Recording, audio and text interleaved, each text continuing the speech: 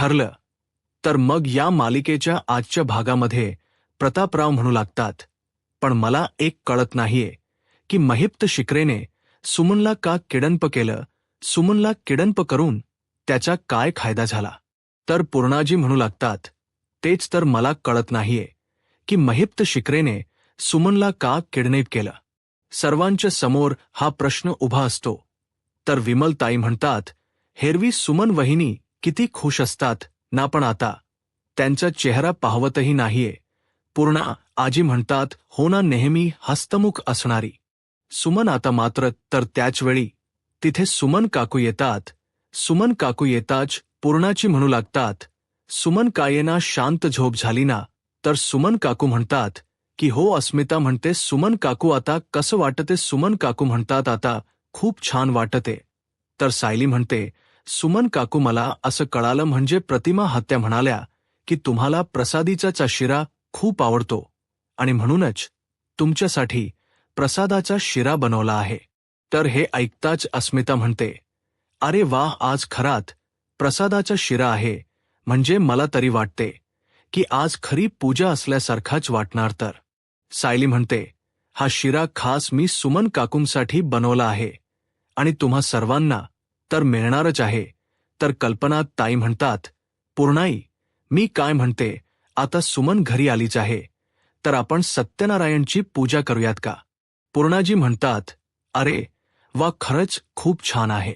प्रतापरावई म्हणतात, हो ना, काहीच हरकत नाहीये.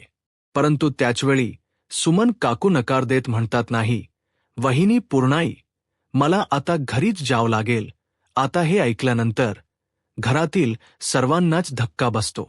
कल्पना ताई म्हणतात, का अग सुमन, थोडे दिवस इथे थांबना, आराम कर. अर्जुन म्हणतो, सुमन काकू प्लीज थांबना, काही दिवस इथे आराम कर.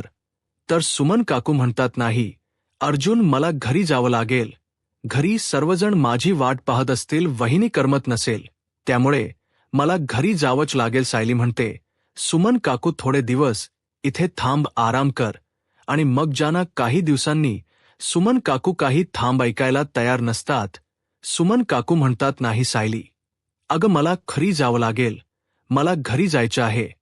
तर आता सुमन काकू तर हट्टाला पेटलेल्याच असतात. त्या कोणाचं काही ऐकून घ्यायला तयार नसतात, थांबायलाही तयार नसतात. कल्पना ताई म्हणतात, मग सुमन आता तू जेवूनच जा. सुमन काकू म्हणतात, नाही नाही, मी जेवून नाही, आत्ताच जाणार आहे. सायली म्हणते, सुमन काकू, अहो जेवण काही थोड्या वेळात होणारच आहे. हो, तर तुम्ही लवकर जेवा आणि निघा, काहीच हरकत नाही. तर सुमन काकू म्हणतात, नाही मला आता जायचं आहे, जेवणाला नाही थांबू शकत. तर आता सर्वजण एवढं समजावून असताना सुमन काकू काही ऐकायला तयार नसतात. तर पूर्णाजी म्हणतात, बरं तुझ्या मनासारखं, परंतु सायली आणि अर्जुन तुला सोडायला येतील. सुमन काकू म्हणतात, नाही नाही, त्याची काहीच गरज नाही, मी जाईन ना एकटी, प्लीज, मग मला आज घरी जाऊ द्या. अर्जुन म्हणतो, बर सुमन काकू तू जा घरी, पण आता ब्रेकफास्ट तरी करशील ना. ब्रेकफास्ट करून झाल्यानंतर मी स्वतः तुला सोडायला येईन. आता हे ऐकल्यानंतर सुमन काकू म्हणतात, बरं ठीक आहे. असं म्हणत सर्वजण ब्रेकफास्ट करायला सुरुवात. तर सुभेदारांच्या घरात सर्वांचा नाश्ता करून झाल्यानंतर सर्वजण आपापल्या रूममध्ये निघून जातात. तर सायली, अर्जुन सुमन काकूंना घेऊन किल्लेदारांच्या घरी निघालेले असतात. आता प्रिया विचार करू लागते, काही करून सायलीला त्रास द्यावा हे प्रियाने ठरवलेलं असतं आणि म्हणूनच प्रिया किचनमध्ये येते. किचनमध्ये येऊन पाहते तर सर्व जेवण झालेलं असतं. तर प्रिया म्हणू लागते की आता हीच ती संधी आहे सायलीचा माज उतरवायची. असं म्हणत आता प्रिया तिथे कोणी नाही हे पाहते आणि त्यानंतर तिथे असणारे सर्व जेवण आता सिल्वर कंटेनरमध्ये भरायला घेते. सर्व जेवण तिथे कंटेनरमध्ये भरते, पॅक करते, एका पिशवीत भरते आणि त्यानंतर जेवणाचे सर्व बाउल धुवून ठेवते. आता कोणाला काही कळू नये म्हणून सर्वजण तिथे येण्या अगोदरच प्रिया पिशवी घेते आणि तिथून निघून जाते. तर दुसरीकडे पाहायला मिळतं, आता किल्लेदारांच्या घरी सुमन काकूंना घेऊन सायली, अर्जुन पोहोचलेले असतात. सर्वजण शांत असतात. सुमन काकूंची ती अवस्था पाहून सर्वांनाच खूप वाईट वाटत असतं. सर्वजण सुमन काकूंना या सगळ्यातून सावरण्याचा प्रयत्न करतात, परंतु आपल्या नव्याचं खरं रूप समोर आल्यामुळे आपला नवरा काय करतोय हे ज्यावेळेस सुमन काकूंना कळालेलं असतं आणि त्यामुळेच सुमन काकूंना एवढा त्रास होत असतो, त्या विथरून गेलेल्या असतात. सुमन काकू काहीच बोलत नसतात. नेहमी हस्तमुख असणाऱ्या सुमन काकू आता मात्र शांत बसून असतात. तर त्याचवेळी नागराज काका त्या ठिकाणी येतात आणि सुमन काकूंची चौकशी करत म्हणतात, सुमन, आता तुला बरं वाटतं ना? ब्री आहेस ना सुमन? तू तर त्याचवेळी या प्रश्नाचे उत्तर सायली देते आणि म्हणू लागते, बर आहे, त्या काळजी करू नका. मी तर तुम्हाला कालच म्हणाले होते, आमच्या घरी ते अगदी सुखरूप असणार आहेत, त्यांना कोणीही त्रास देणार नाही. तर नागराज काका हसण्याचं नाटक करतात आणि म्हणतात, ते तर आहेच, पण तू काळजी तर वाटणारच ना. परंतु नागराज काकांचा हा खोटा मुखवटा सायलीला अगदी बरोबर माहीत असतो. तर रविराज सर सायलीला विचारतात, सायली, अगं, तुझं कधी नागराजशी बोलणं झालं होतं? तर सायली म्हणते, नागराज काकांना काल सुमन काकूंची एवढी काळजी वाटत होती की त्यांना करमतही नव्हतं आणि म्हणूनच त्यांनी काल रात्री उशिरा प्रियाला फोन केला होता. जेव्हा ते प्रियाशी बोलत होते तेव्हा माझंही त्यांच्याशी बोलणं झालं आणि तेव्हाच मला कळालं की त्यांना सुमन काकूंची खूप आठवणी येत आहे. मी त्यांना समजावलं, काळजी करू नका. तर असं म्हणत आता सायरीने नागराज काकांची चांगली चिरवलेली असते. आता मात्र नागराज काकांची बोलती बंदच होती. नागराज काका म्हणतात, हो हो, मीच फोन केला होता. मला सुमनची काळजी वाटत होती ना. सुमन, हे बघ, आज मी तुझ्यासाठी काय घेऊन आलो आहे. तुझ्या आवडीची नारळाची बर्फी. तुला आवडते ना? मग हे घे. असं म्हणत नागराज काका आता जबरदस्तीने सुमन काकूंना नारळाची बर्फी खाऊ घालत असतात. सुमन, अग घे ना. परंतु सुमन काकू काही नारळाची बर्फी घेत नसतात आणि नागराज काकांकडे पाहतही नसतात. नागराज काका हळूहळू ती बर्फी तोंडाकडे घेऊन जातात आणि म्हणतात, सुमन घे, सुमन अगे. आता मात्र रागानेच ते भरवण्याचा प्रयत्न करतात. त्यावेळी मात्र सुमन काकू मोठ्यानेच किंचाळतात आणि म्हणतात, दूर व्हा इथून, दूर व्हा. असं म्हणत सुमन काकू नागराज काकांना दूर करतात. आता नागराज काका सुमन काकूंना हात लावायला जाणार, परंतु त्याचवेळी सुमन काकू म्हणतात, मला हात नाही लावायचा, इथून बाजूला व्हायचं. आता सर्वच जण सुमन काकूंना सावरण्याचा प्रयत्न करत असतात, परंतु सुमन काकू एवढ्या विथरलेले असतात की त्या म्हणू लागतात की प्लीज प्लीज मला घरी जाऊ द्या, माझे हात बांधू नका, प्लीज प्लीज, मला माझ्या घरी जायचं आहे. तर आता रविराज सर म्हणतात, सुमन, अगं काय होते, तुला त्रास होतोय का? सुमन, अग तू तुझ्याच घरी आहेस. तर सुमन काकू म्हणतात, ते काही मला माहीत नाही, मला माझ्या घरी जायचं आहे. आता सायली सुमन काकूंना घट्ट मिठीच घेते आणि त्यांना शांत करण्याचा, सावरण्याचा प्रयत्न करते, परंतु सुमन काकू एवढ्या भितरून गेलेल्या असतात की एवढ्या जबरदस्त परिस्थितीतून बाहेर येणं त्यांच्यासाठी खूप कठीण झालेलं असतं. तर प्रतिमा हत्या घाबरून जातात आणि म्हणतात, अहो सुमनला काय होते, ही अशी का करते? सायली म्हणते, प्रतिमा हत्या, तुम्ही काळजी करू नका, काही होणार नाही, मी आहे ना. तर आता सुमन काकूंना पुन्हा एकदा नागराज काका आवाज देतात. त्यावेळी मात्र सुमन काकू पुन्हा एकदा म्हणतात, प्लीज प्लीज, तुम्ही माझ्यापासून दूर व्हा, या माणसापासून मला धोका आहे, प्लीज. असं म्हणत सुमन काकू काही नागराज काकांना जवळ येऊ देत नाही. सायली म्हणते, सुमन काकू, काळजी करू नका, तुम्ही तुमच्याच घरी आहे आणि मी तुम्हाला काहीही होऊ देणार नाही. चला चला, आपण रूममध्ये जाऊयात. असं म्हणत सायली रविराज सरांना म्हणते, रविराज काका, मी सुमन काकूंना त्यांच्या रूममध्ये घेऊन जाते, म्हणजे त्यांना शांत वाटेल. तर रविराज सर म्हणतात, हो. तर सायली प्रतिमा हत्याना म्हणते, प्रतिमा हत्या, तू काळजी करू नकोस. असं म्हणत आता सायली सुमन काकूंना त्यांच्या रूममध्ये घेऊन जाते. इकडे मात्र सुमन काकूंची ती अवस्था पाहून रविराज सर, प्रतिमा हत्या, अडचण सगळ्यांनाच धक्का बसतो, परंतु नागराज काकांच्या मात्र पायाखालची जमीन सरकते. ते पूर्णपणे घाबरून गेलेले असतात. त्यांना माहीत असतं की जर सुमन अशी वागली तर कुठल्याही क्षणी ती आपलं नावही घ्यायला मागे पुढे पाहणार नाही. म्हणून त्यांना चांगलाच घाम फुटलेला असतो. रविराज सर म्हणतात, सुमनला काय होतं काहीच कळत नाहीये. मला माहीत आहे की महिपा शिक्रेने तिला खूप त्रास दिला असणार, खूप टॉर्चर केलं असेल, परंतु आज अशी अवस्था निर्माण झाली आहे की तिला स्वतःच्या घरातही सेफ वाटत नाही. इथेही ती घाबरत आहे. आता सर्वांनाच सुमन काकूंची काळजी वाटत असते. नागराज काका मात्र चांगलेच घाबरलेले असतात. तर अर्जुन रविराज सरांना म्हणतो, सिनियर सुमन काकूंना आम्ही ज्या अवस्थेत पाहिलं होतं ती अवस्था खरंच खूप बेकार होती. त्यांना बांधून ठेवलं होतं आणि त्या खूप रडतही होत्या. पण असं होईल असं वाटलं नव्हतं. हे एक्सेप्टेड नव्हतं सायली म्हणू लागते. परंतु सुमन काकूंना आता जो त्रास होत आहे या सगळ्यातून त्यांना सावरणं खूप गरजेचं आहे. त्या खूप घाबरून गेल्या आहेत. म्हणजे त्यांना एवढी भीती वाटते की त्यांना कुठल्याही क्षणी आपल्याला समोरची व्यक्ती मारू शकते असं वाटते. आणि म्हणूनच आज त्यांना आधाराची सावरण्याची गरज आहे. कालही त्यांना शांत झोप लागली नव्हती. म्हणत होते की विचित्र स्वप्न पडतायत आणि यामुळे त्या खूप भितरून गेल्या होत्या. मला तरी वाटते की त्यांना आता आरामाची गरज आहे.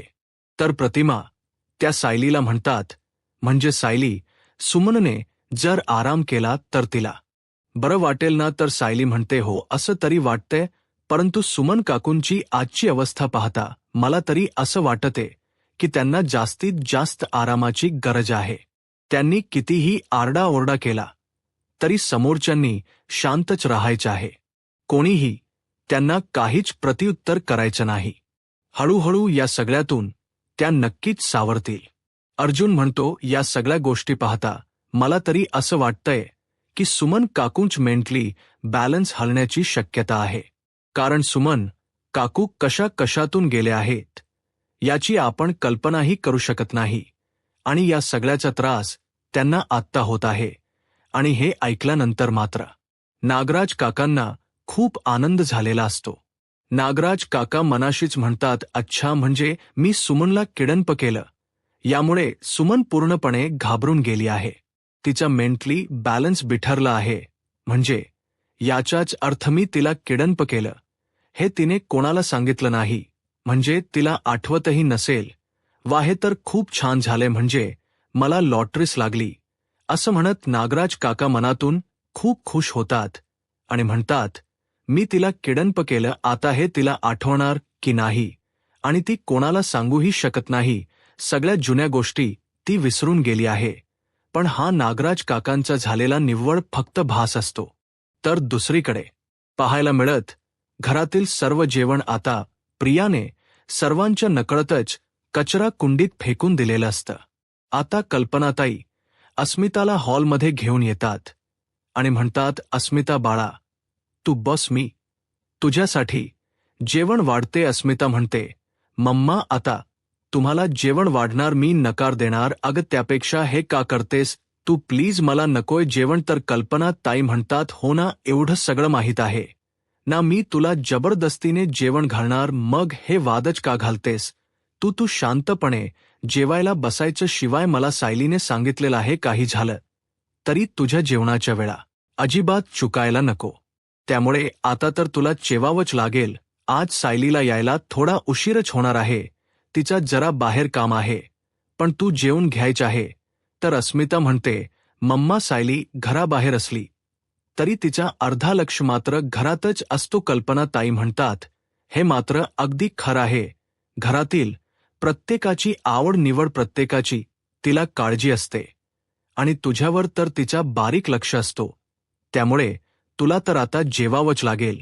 त्यामुळे अस्मिता, तू बसून घे, मी तुझ्यासाठी जेवण घेऊन येते. असं म्हणत कल्पताई आता किचनमध्ये येतात आणि जेवण घेण्यासाठी बाऊल उघडून पाहतात. परंतु कुठल्याच बाऊलमध्ये काहीच नसतं. बाऊल सर्व रिकामी असतात. चपातीच्या भांड्यातही चपाती नसते. आता मात्र कल्पनात ताईंना धक्काच बसतो. कल्पनाताई म्हणतात, हे काय सायली तर म्हणाली होती की मी जेवण बनवून जाते आणि ती जेवण बनवूनही केली होती हे मला चांगलंच माहीत आहे. मग आता बाऊलमध्ये काहीच का नाहीये कल्पना ताईंना काहीच कळत नाही. तर दुसरीकडे पाहायला मिळतं सायली. अर्जुनला सुमन काकूंची काळजी वाटत असते, परंतु शेवटी त्यांनाही घरी निघावं लागतं सायली. अर्जुन घरी येण्यासाठी निघतात. आता कारमध्ये बसतात सायली. अर्जुन एकमेकांकडे पाहून हसू लागतात, कारण सुमन काकूंच असं वागणं यामागे सायली अर्जुनचाच एक मोठा प्लॅन असतो. नागराज काकांना चाळ्यात अडकवण्यासाठी सुमन काकूशी सायली बोललेली असते की काही झालं तरी कोणाला हे कळायला नको की नागराज काकांनीच सुमन काकूंना इथे बांधून ठेवलं होतं. त्यामुळे सर्वांना असंच वाटायला पाहिजे की सुमन काकूंना इथे बांधून महिप्त शिकरे यांनीच ठेवलं होतं. म्हणजे जर सुमन काकू आता घरी असतील तर नागराज काका काहीच करू शकत नाही. तर सुमन काकू हात जोडत सायलीला म्हणतात, सायली प्लीज, मला त्या माणसाच्या समोरही जायचं नाहीये. तो माणूस समोर जरी आला ना तरी त्याचा खुनशी चेहरा मला आठवतोय. त्याचं नाव जरी घेतलं तरी सुद्धा मला त्याचा चेहरा आठवतोय. त्यामुळे सायली प्लीज, मी हात सोडते. त्या माणसासमोर मला जायला देऊ नको. सायली म्हणते, सुमन काकू शांत व्हा. आपल्याला हे सगळं काही करावं लागेल. नागराज काकांना त्यांच्या पापांची शिक्षा, त्यांच्या गुन्ह्याची शिक्षा जर मिळवून द्यायची असेल आणि आपल्याला नागराज काकांच्या विरोधात सर्व पुरावे जर मिळवायचे असतील तर हा एकमेव मार्ग आहे की ज्यामुळे आपण नागराज काकांचा सत्य सर्वांसमोर आणू शकतो. तर अर्जुन म्हणतो, परंतु नागराज काकामुळे सुमन काकूंना धोकाही असू शकतो. तर सायली म्हणते, परंतु अशा मानसिक संतुलन बिघडलेल्या बाईवर कोण विश्वास ठेवणार? तर अर्जुन म्हणतो, मनसे. तर सायली म्हणते की हो, आता सुमन काकूने आपलं मानसिक संतुलन नीट नाही असंच भासून द्यायचं आहे. म्हणजे नागराज काका यांना खात्री पटली पाहिजे की आता सुमनपासून आपल्याला धोका नाही. म्हणजे नागराज काका सुमन काकूंना काहीही करणार नाहीत. सुमन काकू हे सगळं काही आपल्याला करावंच लागेल. जर आपल्याला नागराज काकांचा खरा चेहरा सर्वांसमोर आणायचा असेल तर तुम्ही तयार आहात ना? आता मात्र नागराज काकांना धडा शिकवण्यासाठी सायली अर्जुन सोबत आता सुमन काकूही सज्ज झालेले असतात. त्याही सायली अर्जुनला म्हणतात की हो, मी तयार आहे. आणि सायली अर्जुनच्या प्लॅनप्रमाणेच आता सगळं काही घडत असतं. आणि सुमन काकूंनी आज जे काही केलेलं असतं ते सायली अर्जुनच्या प्लॅनचाच एक भास असतो. आणि एवढ्याशा गोष्टीमध्येही नागराज काकांना विश्वास पटलेला असतो की सुमन काकूच खरंच मानसिक संतुलन बिघडलेलं आहे. तर अर्जुन म्हणतो, खरंच किती कमाल ॲक्टिंग केली ना, की आज सुमन काकूनेची ॲक्टिंग केली आहे. त्यामुळे कुठेतरी नागराज काकालाही विश्वास बसत आहे की खरंच सुमन काकूच मानसिक संतुलन बिघडलं आहे. पण सायली, एक सांगू का? एक सेकंद. मलाही असंच वाटलं की खरंच सुमन काकूंना या सगळ्याचा त्रास होत आहे. सायली म्हणते, हो ना, मी सुद्धा थक्क कसाले होते.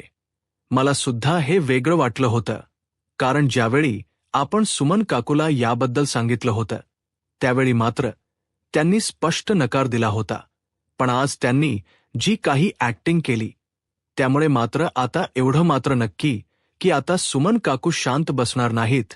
नागराज काकांचा खरा चेहरा सर्वांसमोर आणण्यासाठी सुमन काकू कुठल्याही थराला जाऊ शकतात हे मात्र आपल्याला कळालेलं आहे.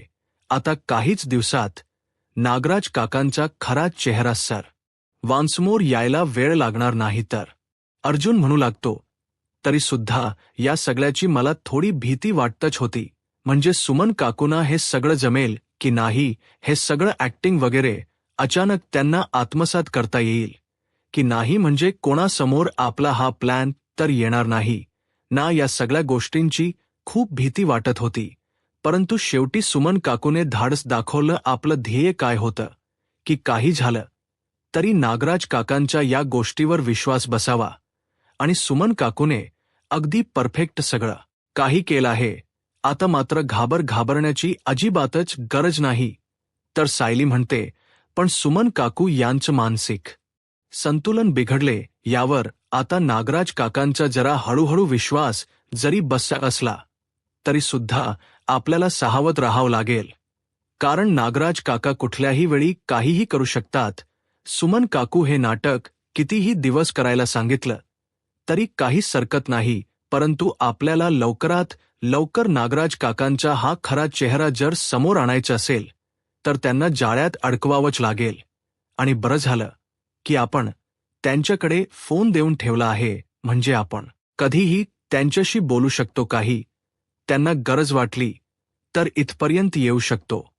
आणि सगळ्यात महत्त्वाचं म्हणजे या फोनच्या पुरावे शोधण्यासाठी खूप उपयोगही होणार आहे. अर्जुन म्हणतो, टेक्निकली तू तर वकील आहेसच ग सायली, मला तरी असं वाटते की तू आता वकिलीची परीक्षाही देऊन मोकळी हो आणि एक छान मोठी वकील हो, कारण तुला ज्या काही आयडिया सुचतात ना त्या कोर्टात खरंच उपयोगी आहेत.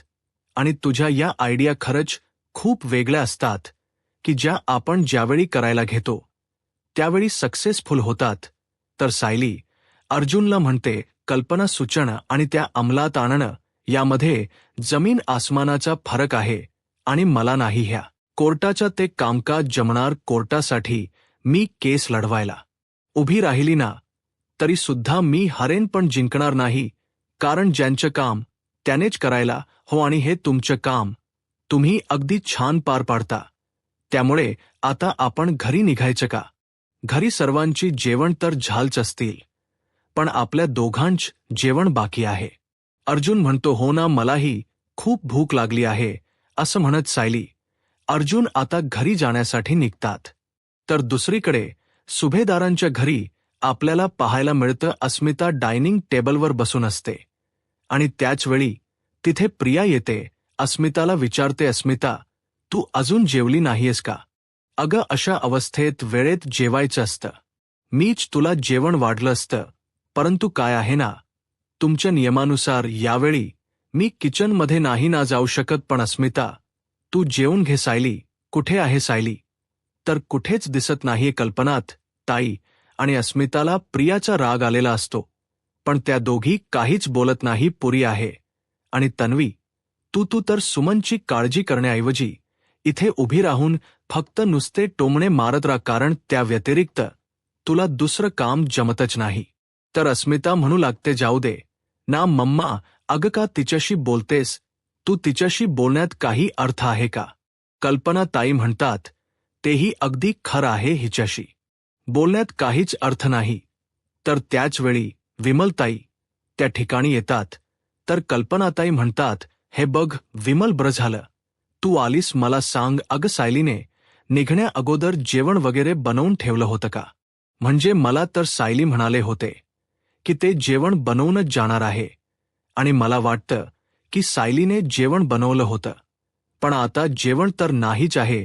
तुला काही माहीत आहे का? तर विमलताई म्हणतात नाही ना वहिनी, मला काहीच माहीत नाही. मी मगाशी कपडे धुवत होते आणि कपडे धुवून झाल्यानंतर मी मागची खोली साफ करायला घेतली, त्यामुळे इकडचं मला काहीच माहीत नाही. कल्पना ताई म्हणतात, बरं ठीक आहे, काही हरकत नाही. तू एक काम कर, वरण भाताचा कुकर लावायला घे. आणि हो, भिजवलेली मटकी आहे का? तर विमलताई म्हणतात, हो आहे ना. तर कल्पना ताई म्हणतात, बरं मी उसळ बनवून घेते. असं म्हणत कल्पना ताई आणि विमलताई किचनमध्ये जात असतात. आता प्रिय मुद्दामहून दिवसण्याचा प्रयत्न करते आणि म्हणू लागते, आई, अगं तुझी ती कर्तव्यदक्ष गृहदक्ष सून ती कुठे गेली आहे? म्हणजे तिने जेवण बनवून ठेवलं नाही का?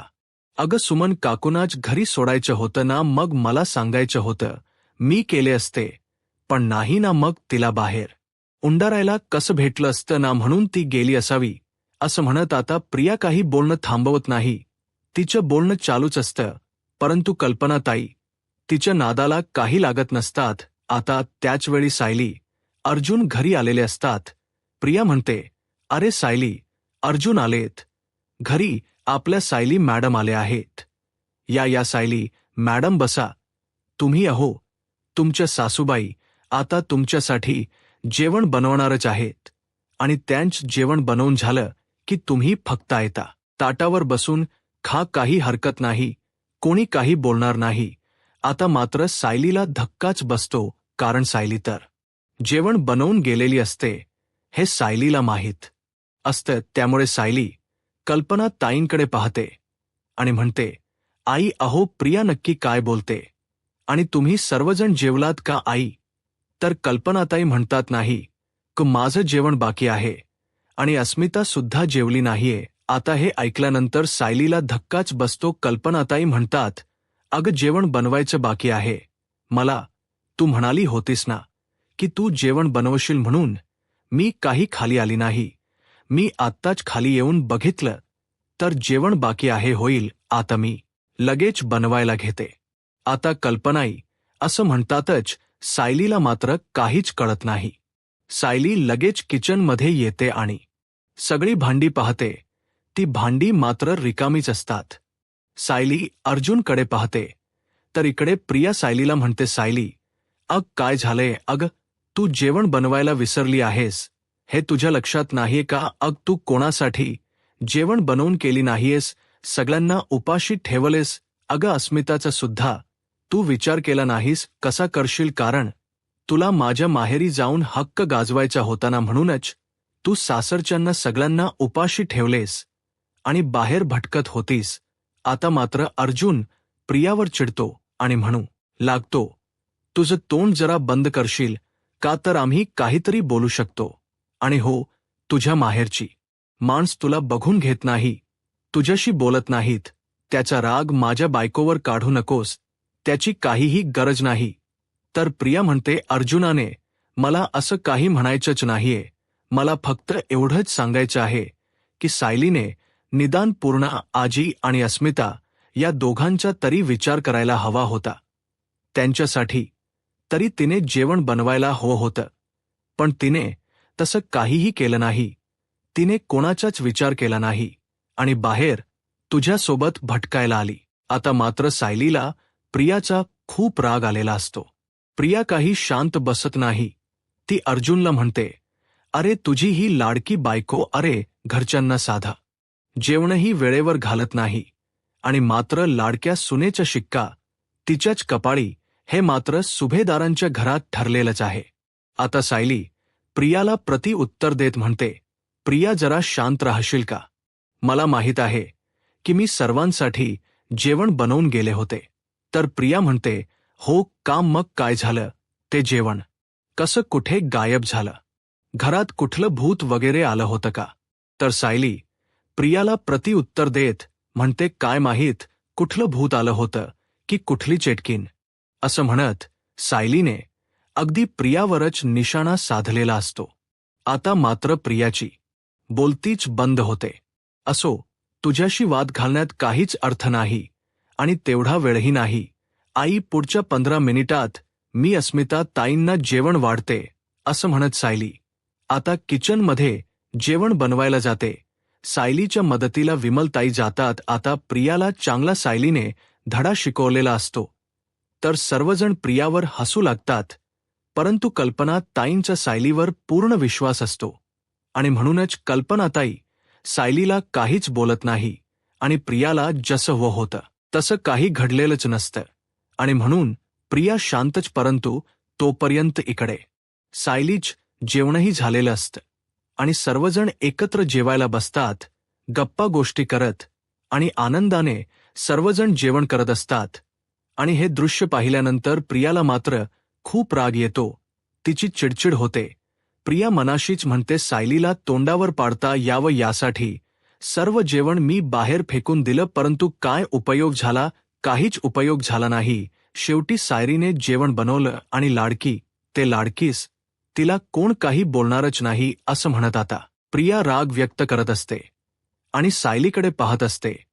तर येणाऱ्या पुढील भागामध्ये आपल्याला पाहायला मिळतं. आता साक्षी महिपा शिकरेंना भेटण्यासाठी गेलेली असते. त्यावेळी महिप्त शिकरे साक्षीला म्हणतात, आता यापुढे कोणावरही विश्वास ठेवायचा नाही, अगदी कोणावरही नाही. त्या नाग्यावर तर नाहीच नाही आणि त्या प्रियावरही नाही. ते कुठल्याही क्षणी काहीही करू शकतात, असं म्हणत महिप्त शिकरेंनी आता साक्षीला सावध केलेलं असतं. तर दुसरीकडे प्रिया आकांतांडव करत म्हणते, माझं पार्सल कुठे आहे? ही सायली कुठे लपून ठेवलेस अगं माधला आणि माझ्या नव्याला? उपा सायली, हे सगळं काही तू केलंस का आम्ही उपाशी रावत म्हणून? तर आता सायली म्हणू लागते, घरच्या माणसांना उपाशी ठेवणे इतकी मी निष्क्रू नाही आहे, प्रियासारखी तर अजिबातच नाही. हे बघा अश्विन भाऊजी, असं म्हणत आता सायली प्रियाचा व्हिडिओ सर्वांना दाखवते, अश्विनला दाखवते. आता अश्विनला प्रियाचं सत्य कळताच आता अश्विन नक्की प्रियाच्या बाबतीत कोणता निर्णय घेईल. यूट्यूब चॅनलला सबस्क्राईब करा आणि व्हिडिओ लाईक करा. धन्यवाद.